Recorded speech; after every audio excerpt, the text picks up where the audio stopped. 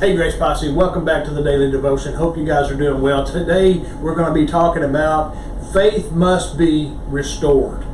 Our focal passage is going to come from Hebrews chapter 3 verse 12, which says, "Take heed, brethren, lest there be any of you an evil heart of unbelief." The Bible tells about a man being alienated from an evil, or from an enemy. Let me back that up. The Bible tells us about man's being alienated from and being an enemy of God. Should this sound harsh or extreme? You have only to imagine your closest friend coming to you and stating in cold seriousness that he no longer has any confidence in you. "I do not trust you. I have lost confidence in your character. I am forced to suspect every move you make." Such a declaration would instantly alienate friends by destroying the foundation upon which every friendship is built. Until your former friend's opinion of you has been reversed, there can be no further communion.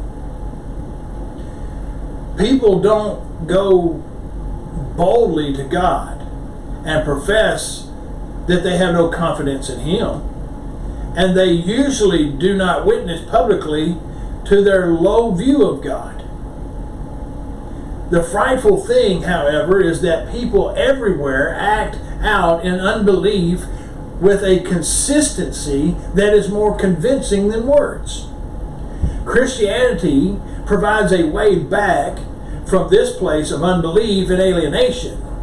"He that cometh to God must believe that He is, and that He is a rewarder of them," or those that diligently seek Him, as Paul tells us. I believe Paul to be the writer of Hebrews. Paul tells us in Hebrews chapter 11 verse 6.